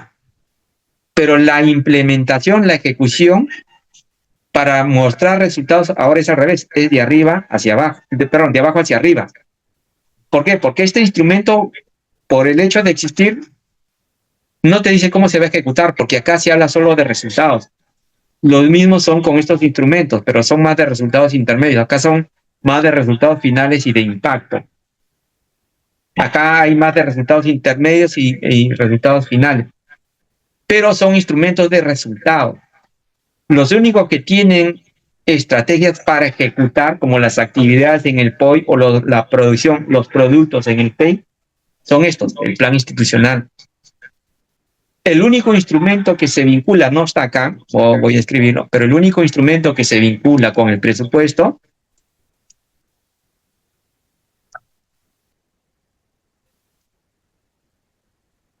voy a poner acá presupuesto.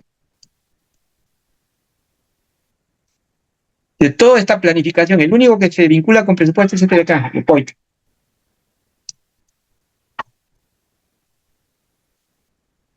¿Ya?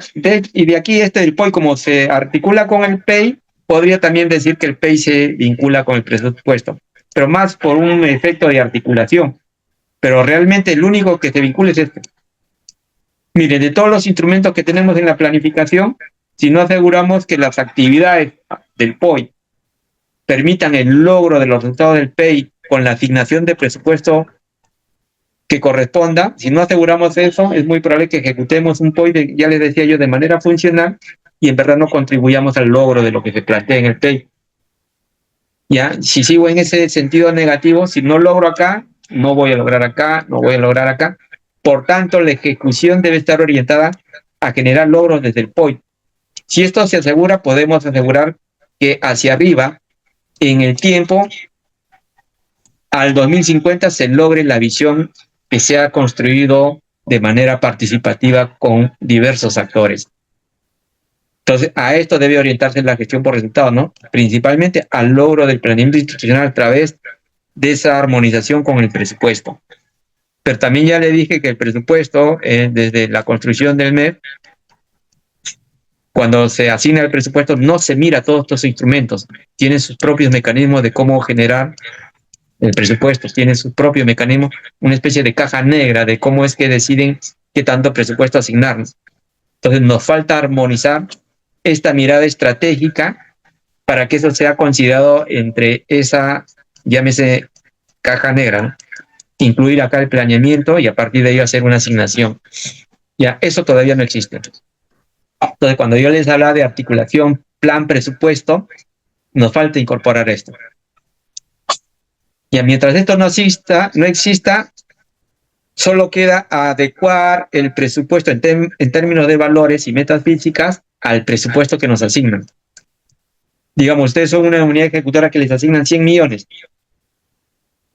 Sin embargo, acá salen 180 millones. Entonces, hay un proceso que le llamamos consistencia POI-PIA, que se hace en diciembre y debe ya estar listo para ejecución desde enero. Entonces, esos 180 millones que tú demandas acá, lo tienes que convertir acá a nivel POI a 100 millones en el proceso de consistencia, para que esté a la par, porque hay algo que sí es cierto, ¿no? No debemos romper el equilibrio fiscal. Por mucha demanda que tengamos y por mucha demanda que exista en el país, mientras no aseguremos un equilibrio fiscal, nos podría poner en parte complicada, como esta que ha sucedido que en el 2024, en el 2023 se volvió un mal notorio, ¿no? Que nos pusieron en problemas fiscales y nos fuimos por encima de los topes, que significa que estás usando recursos, gastando más cuando las proyecciones eran en 2.3% y nos hemos ido por encima de ello. Entonces gastas más de lo que puedes recuperar o a través de los ingresos. Pero más por unos fines, digamos, de satisfacción de corto plazo para satisfacer una demanda, pero que no asegura que esto en el tiempo permita reducir las brechas y asegure. Acá hay un término que se usa bastante en el planeamiento, que usamos en el Plan Nacional. Le llamamos el desarrollo armónico y sostenible del país. Entonces, si vas a reducir brechas, asegura que eso se dé en el tiempo, ¿no? Y no solo con la mirada de la asignación presupuestal, que eso está limitado por los ingresos, sino de la gestión efectiva que pueda hacer por este lado. Entonces, el comportamiento de reducción de brecha, mire, en una forma lineal, yo lo pongo acá, en una forma lineal lo ideal es que pases de este nivel a este, considerando que el de acá arriba es mejor. Pero en un momento real, no es casi esa linealidad. En un tiempo real, el comportamiento de la ejecución del plan puede surtir este efecto. Pero tienes que llegar a la meta. Este es el modelo ideal, ¿no? Así debe ser. Entonces, aquí es donde tú tienes que tomar las previsiones, porque si yo trazo una linealidad acá, disculpe, lo curvo, no, de lineal no tiene nada, pero bueno, tienes que adoptar medidas justamente acá. Viene la gestión efectiva que tenga que hacer cada institución. Si te estás alejando, tienes que acercarte nuevamente a este punto central. Igual, si te estás alejando por acá, tienes que acercarte de modo que llegues a la meta. Por eso que lo pongo aquí. Te estás saliendo del rumbo, te estás saliendo del camino, pero tienes que llegar a la meta. No es, ahora voy a ponerle de otro color, no es que tienes tu meta, te sales del camino y bueno, ya te perdiste, nunca llegas al camino. Entonces, acá, si hablamos de reducir brecha en el mediano o largo plazo, bueno, aquí más bien haces que al no tener control, que la brecha se incremente. Entonces, digamos, si has hecho todo un esfuerzo, posiblemente esto sea un periodo de gobierno, viene otro gobierno y te derrumba, te sale del camino. Entonces, la planificación es esa, a pesar de los diversos contextos, siempre orientar a lograr la meta. Y esa es la meta que se plantea acá en este plan nacional, es un plan construido al 2050. Y sí les puedo asegurar que se ha aprobado en el 2022, una versión mejorada en el 2023, estando ahorita en 2025 al 2030, es bien bajo la posibilidad de lograr más del 50% de las metas del plan nacional. Y bueno, la situación actual es lo que es un indicador de cómo es que estamos avanzando, ¿no? Entonces nos falta más, no solo la gestión a nivel de institución, ahora sí a nivel de Estado, a nivel de gobierno, ¿no? El gobierno de turno, el mandato le da a elaborar una política general de gobierno. En esta política general de gobierno se prioriza lo que el gobierno va a hacer. Y esas prioridades deben estar en función al plan nacional y en función a mejorar las políticas nacionales.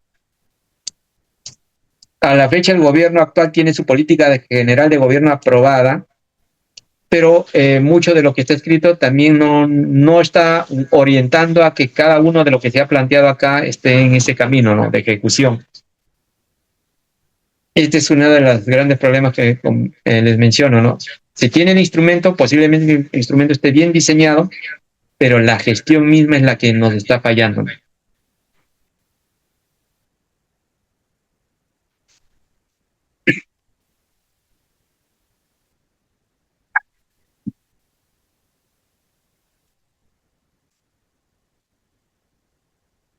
Y este es el otro modelo, como estamos en tiempo. Nos queda 15 minutos. Este es el modelo basado en la cadena de resultados.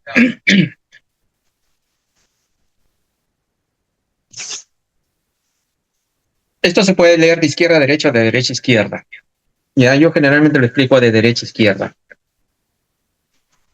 ¿Por qué? Porque al empezar de derecha a izquierda,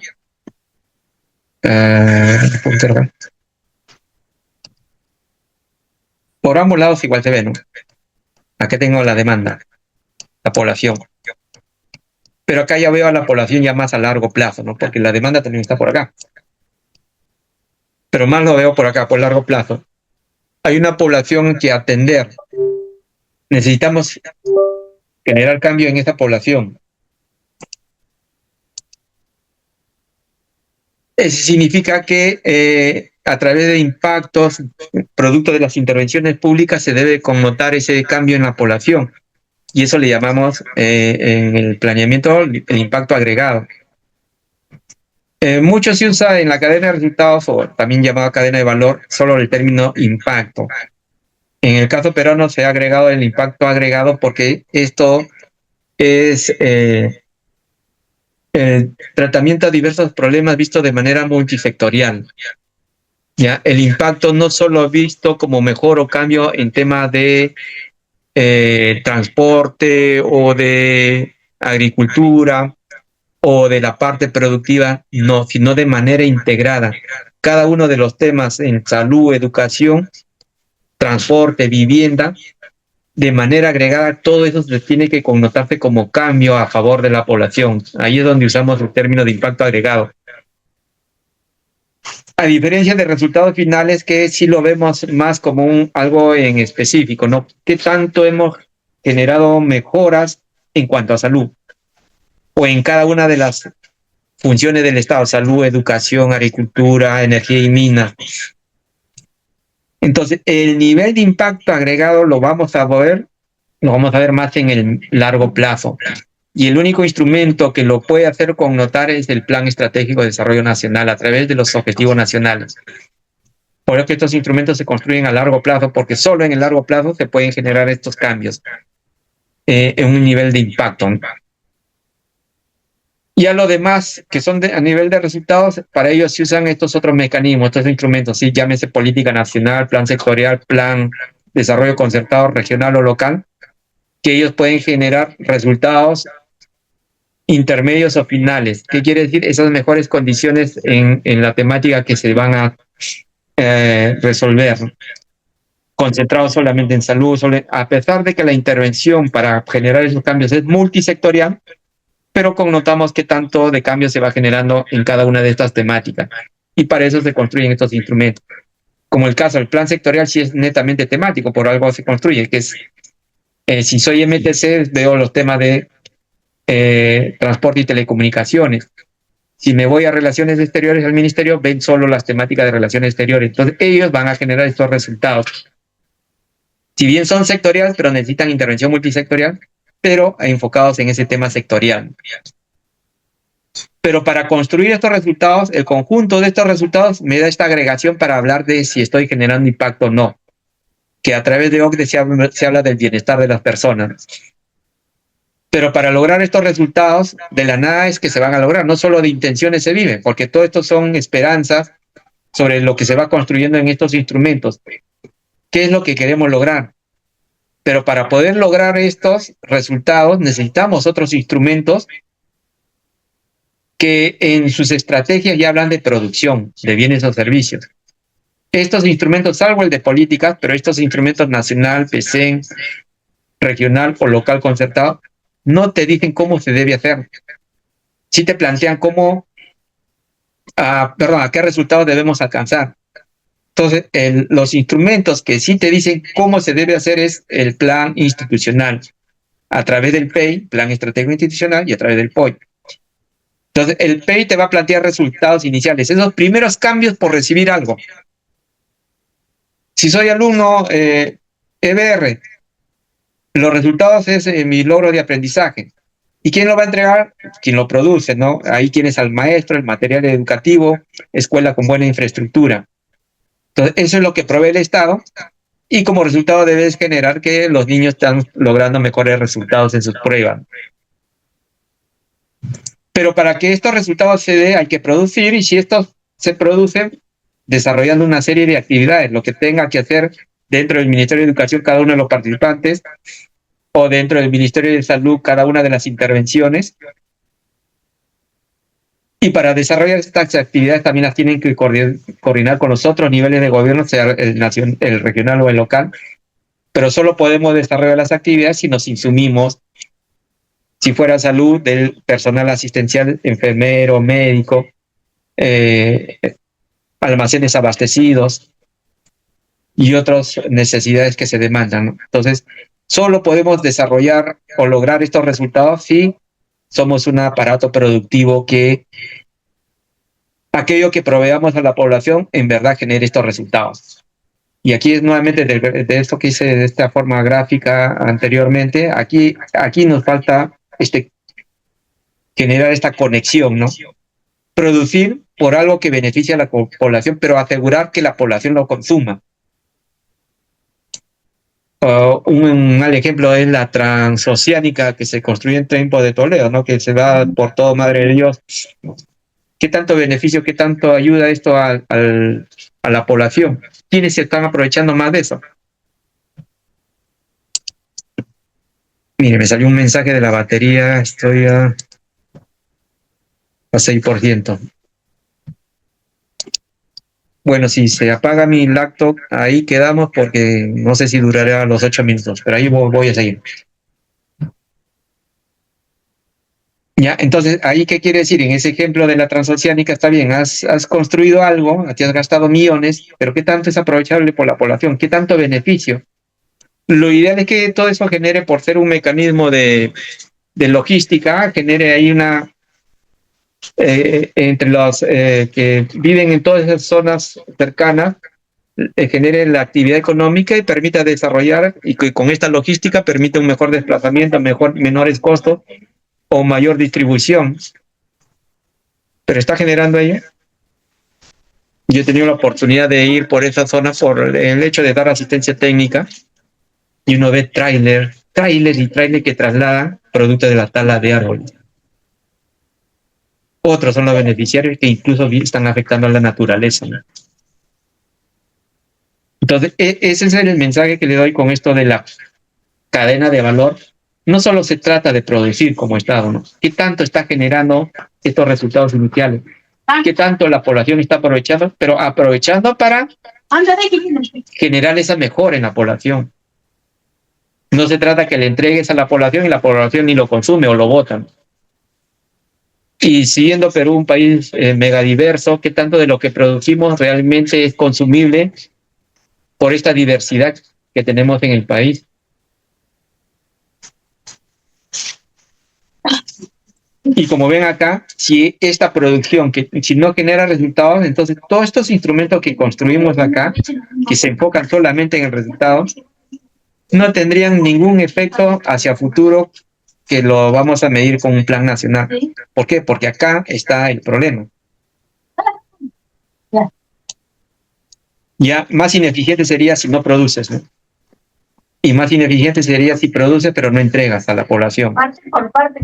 Sin embargo, acá si lo vemos presupuestalmente, aquí se está gastando todo el presupuesto. Estás contratando consultoría, estás incrementando personal, estás contratando una serie de insumos o comprando una serie de insumos o contratando servicios, pero se está quedando acá, en la parte productiva y una producción no terminada o una producción intermedia. Ahora, lo que sí es cierto, y ese es el esfuerzo que estamos haciendo nosotros, es cómo hacer para medir estos resultados iniciales. Significa que la población consumió y la población que nos diga si ese consumo realmente genera beneficio. No hay muchas mediciones en ese nivel. Y ahí estamos haciendo un esfuerzo para hacer, como el caso de Chile que ya les mencioné, no hacen encuestas en la población.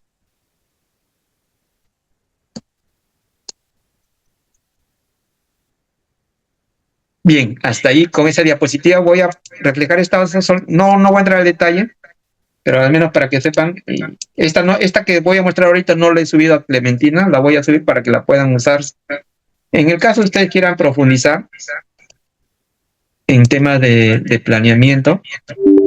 Miren, esta es una guía no, se acabó mi batería. Y de la lacto, sigo con el celular. Entonces le voy a compartir esa diapositiva porque ahí están los enlaces de cada guía. En el momento que ustedes cuando consideren no va a ser parte de evaluación ni de trabajo, la puedan consultar y